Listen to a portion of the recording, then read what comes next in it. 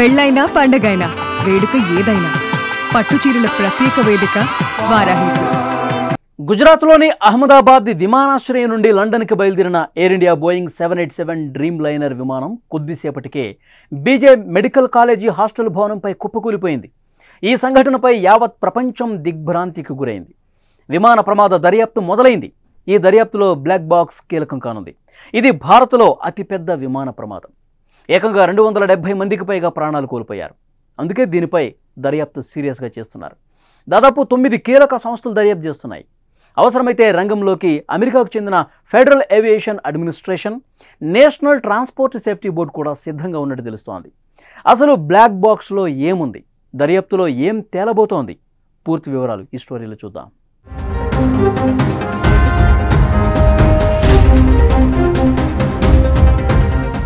అహ్మదాబాద్ విమానాశ్రయం సమీపంలో కూలిన ఎయిర్ ఇండియా విమాన బ్లాక్ బాక్స్ను ప్రమాదం జరిగిన 28 గంటల తర్వాత గుర్తించారు దర్యాప్తు బృందం అధికారులు. త్వరలో ఢిల్లీకి తరలించనున్నారు డీజీసీఏ అధికారులు.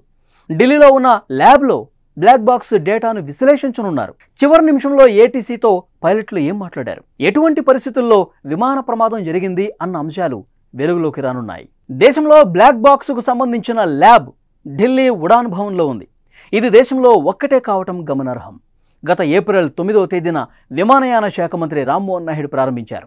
హిందుస్థాన్ ఏరోనాటిక్స్ లిమిటెడ్ సహకారంతో 9 కోట్ల రూపాయల వ్యయంతో దేశంలో మొదటి బ్లాక్ బాక్స్ ల్యాబ్ నిర్మాణం జరిగింది.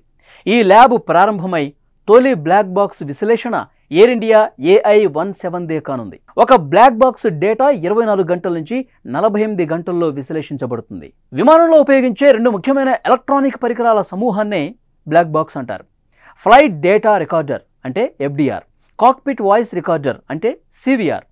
ఈ 2 విమాన ప్రమాదాల సమయంలో అసలు ఏం జరిగింది అన్న విషయాన్ని విశ్లేషిస్తాయి. ఫ్లైట్ డేటా రికార్డర్ అంటే FDR విమానానికి సంబంధించిన పారామీటర్స్ని రికార్డ్ చేస్తుంది. అంటే వేగం, ఎత్తు, దిశ, ఇంజన్ పనితీరు, ఇంధన స్థాయిలు మొదలైనవి.